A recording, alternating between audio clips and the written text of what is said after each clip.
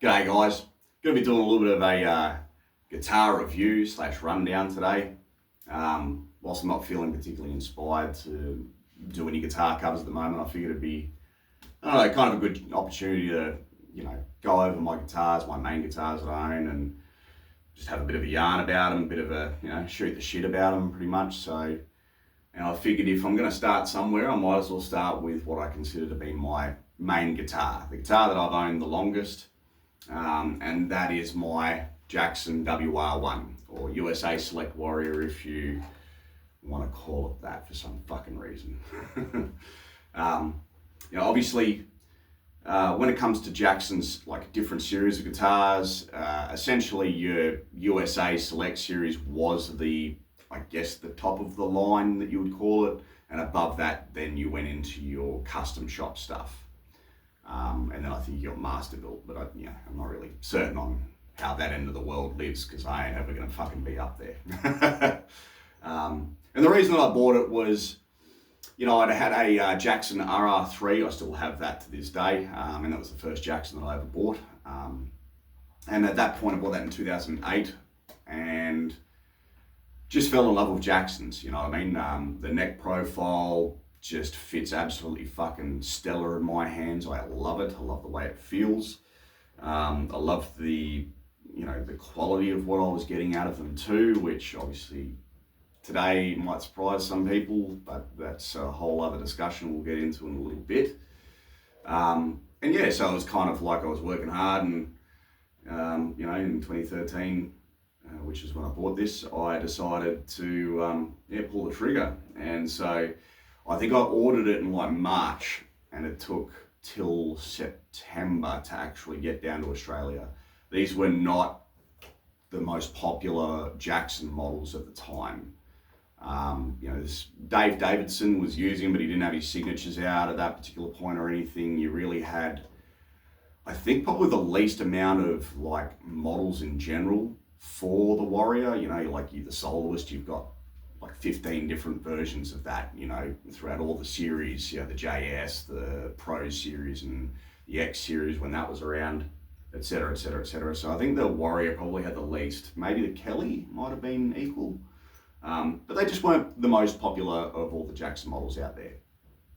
But I loved them. I saw Ola Lindgren from Grave using them, and dude's a huge influence on me, and I fucking adore Grave. And I remember seeing on the Enraptured Live DVD and just thinking, fuck yeah, I really do love the Warriors, and thinking, yeah, fuck yeah, I'm gonna go get one, and why not get the best one that I could at the time. So that was my reasoning for it. So the specs on this, basically they are a neck through body construction, as you probably expect. They are an alder body, so the alder wings glued onto either side, and a 3-piece maple neck, or I'm pretty sure they're a 3-piece. I don't think they're 5. Up on the headstock, you've got the Jackson tuners. They're a decent tuner. They're not Grovers or anything. They've never had any issue for me. I've never had anything, not stripping teeth or anything like that. They respond no matter which way you're going, whether you're tuning up or down. Personally, I've never had an issue with these. The neck profile is the standard Jackson speed neck, if you will, the compound radius fingerboard and all that type of stuff. It's the same feeling Jackson neck they've had for forever. So obviously that was a big part of why I wanted to get one of these, is because I knew it would feel pretty much the same as what my RR3 did, but just higher quality. This is a gloss finish neck. If you can see that there, I probably should have kept this unstrapped for now, but anyway. I know some people aren't particularly happy with that. They prefer satin necks. For me, maybe it's because I've got skin like a fucking crocodile. I don't have any trouble getting around the neck with a gloss neck. I actually prefer it. I find the satin necks for me feel a little odd because I'm probably used to this. But I don't find myself, sweating and this becoming, grippy, so to speak, or sticky at all. Never had an issue with it. So for me, it's been great. You have 24 extra jumbo frets. They are nickel frets. This is before the days of the stainless steel frets and whatnot, and I think even to this day, I think they're still coming out with nickel wound frets. So, but we'll get into that in a little bit. The Rhodes, I think, are a 22 fret guitar still, I think, even in the USA Select series. So obviously this is a 25.5-inch scale. Pickups wise, you're rocking the Seymour Duncan Invader, or the SH8 in the bridge. Personally, I fucking adore this pickup. I've seen some people complain about them and say that they are a little too much body to them. Something along those lines. I mean, personally for me, I've never had an issue with them. I mean, obviously you're going to need to adjust your tone with all different guitars that you pick up, you know what I mean? They're not like 81s where you can sort of pick up 4 different guitars and have them only sound, you know, very slightly different, you know what I mean? Passives are always, even the high gain passives are going to be always a little bit, you know, different from one another. And personally for me, I fucking adore how this sounds. I have got the bass wound right back on them. They do have a lot of body to them, but I don't find that it's any sort of trouble really. If you've seen any of my covers or what have you, you know, you can work that out for yourself. Obviously you'll see how my tone has changed throughout them. But personally, love how the Invader sounds. Always have, always will, I think. Carl Sanders from Nile, he's a big fan of them as well. So yeah, if you're after a high gain, you know, passive pickup, I really don't think you can go too wrong with these things. I think they are absolutely fucking monstrous, personally. On the other side of that, though, you have the Seymour Duncan SH10 full shred. And if I was going to say there was any sort of real negative to this guitar for me personally, I would probably say it's this particular pickup.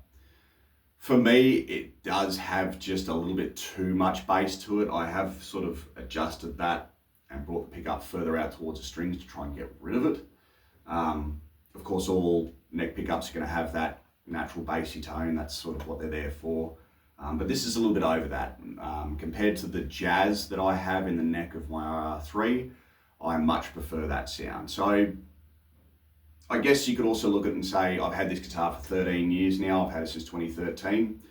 And I haven't bothered to swap that out. So it's kind of like, how much does it actually bother you? Yeah, probably not enough to really bother changing it out for anything else.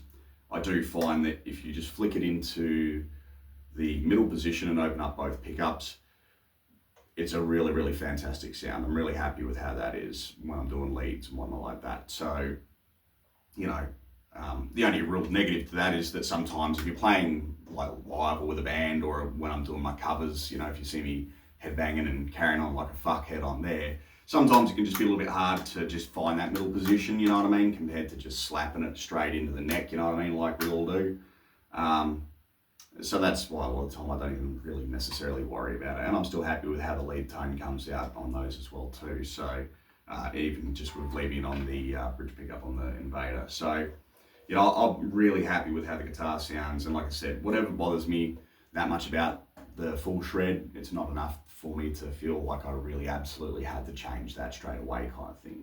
So you have your one master volume, your one tone, and of course, you know, you've got your original Floyd Rose here. I do love the Floyds. This guitar has lived in D standard pretty much ever since I've had it.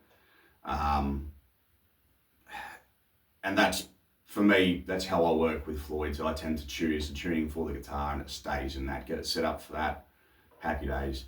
This thing, you know, can take all the tremolo abuse in the world. And once the strings have settled and all that, you know, after setting it all up or changing strings, it doesn't go anywhere. It's great. So I am going to preface though that for me, I am not a touring musician. You know, I'm not. I don't even play with a band currently. So really, how much this guitar has stood up to abuse is, I don't sort of necessarily feel that I'm the best judge on.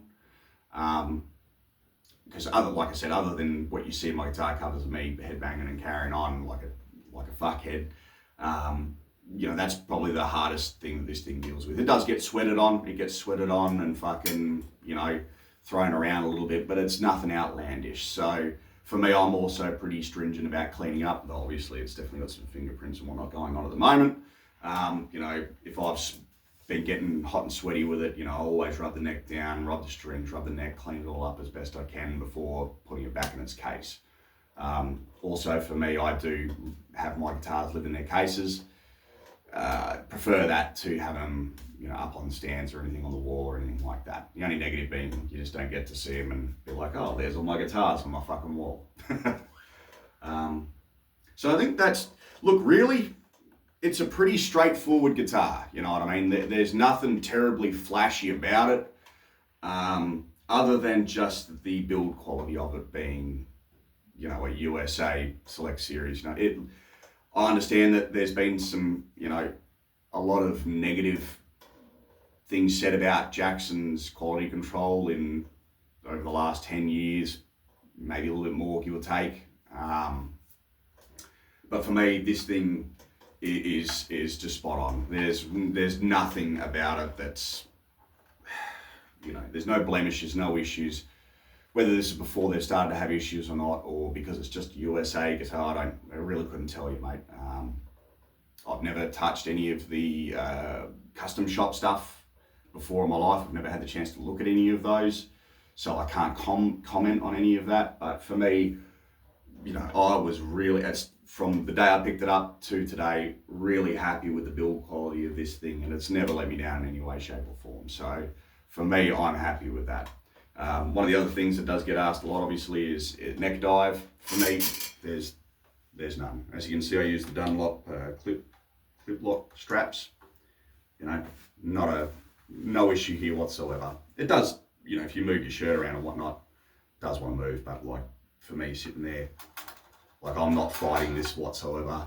Compared to, say, for example, my WR1, which does have quite a lot of neck dive. This thing is balanced really, really well, particularly for such an oddly shaped guitar. Apparently the Kellys are another one that suffer quite a bit with the neck dive as well. So, I could say here, at least for the USA Warrior, they kind of have that pretty well nailed up. The only other thing that I really would want to mention, I suppose, is probably to have a bit of a chat about the price of this. Now, when I bought this in 2013, it was a very expensive guitar. It's the most expensive guitar that I bought at that particular point. And that was $3,000 Australian.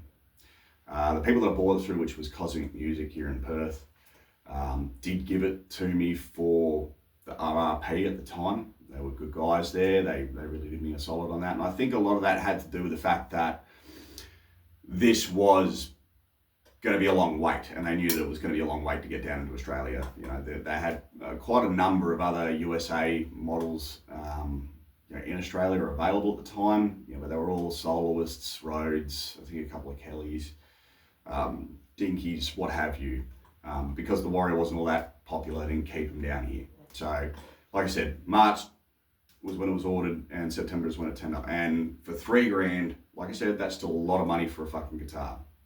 A lot of money. It was fucking over the moon with everything that I've got out of this thing, and still am today. The way it is these days, though, if you look this up at the moment, look it up anywhere, the price of any of the USA Select guitars has kind of gone fucking mental. I think, looking this up just before I made the video, they're on sale at Sky Music Australia for just shy of $6,000. That's fucking ludicrous. I think the standard price when they're not on sale is somewhere above $7,000. I hate to say it, but for me, if there was a fucking house fire and I lost all my guitars, I'm going to be honest, I would be really struggling to justify purchasing another one of these WR1s for that kind of money. $6,000 $7,000 when it's not on sale. That's fucking ludicrous. Like, to me, that is absolutely up into, your custom shop territory. Well and truly. I understand that prices go up on things and that's how it is and whatnot. And it's not just Jackson that are doing this, ESP, fucking BC Rich, they're all doing it, Gibson, the whole lot, everything's gone up. But it seems a little absurd to me that this is going for double and a bit what I paid for it 13 years ago. If it went up to, even $4,500, I could almost justify and see how inflation's worked with that. And that's how the price is now. I kind of get that. And I do understand I got this far RRP when I bought it. So I get that changes things a fair bit. But, $6,500, man. 6,000 even, I would really struggle. And it's not because the guitar isn't wonderful. It is everything that I want. I fucking adore it.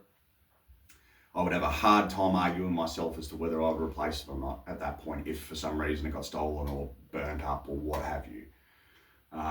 Because I love this thing so fucking much. I really, really do. I can't stress it enough. I fucking adore this guitar. The price too, I also look at and say, okay, well, compared to a lot of other guitars that are quite a bit cheaper these days, not insanely cheaper, but maybe knock off $1,000 or $2,000. You're getting a lot more for your buck. Like I said, this is a pretty straightforward guitar. The old school answer to the extreme metal question maybe is probably the best way to put it, but there's guitars today that are coming out with lumen laid dots and stainless steel frets are the thing, you know what I mean, and for decent reason. Though I've never had a guitar with stainless steel frets on it, I can't really comment on that, but I can understand how people who are used to more modern features might feel that these guitars here and the USA Select series as a whole are kind of lacking compared to what some other brands are willing to give you for roughly the same money, maybe sometimes a little less, depending on whether it's an import guitar or not. I guess I can't really comment on what it would be for other USA built guitars in terms of price. I guess they'd probably be roughly about the same as these from other brands. But yeah, I still, like I said, to me, I still think that kind of pricing is fucking ridiculous personally. I just can't get behind it. And it would be a shame if something did happen to this, to not be able to replace it or not want to replace it for the money that they cost. Maybe I'd look for a second-hand one, but yeah, I do think that the price for these things these days, and all of the USA Select guitars, that is too, not just the Warriors, but all of them, is a little over the fucking top. So take that for, what it is. And I guess weigh that up yourself. But what I will say is that if you do still go ahead with the price and buy these, they are a fucking solid guitar. I'm incredibly happy with this, and we'll love it to the day that I fucking die anyway. So anyway, that's a bit of a review and rundown of my WR1. There's kind of not a whole lot to say. It's pretty straightforward. Love it. Will always love it. And yeah, so appreciate you guys watching, and we'll catch you in the next one.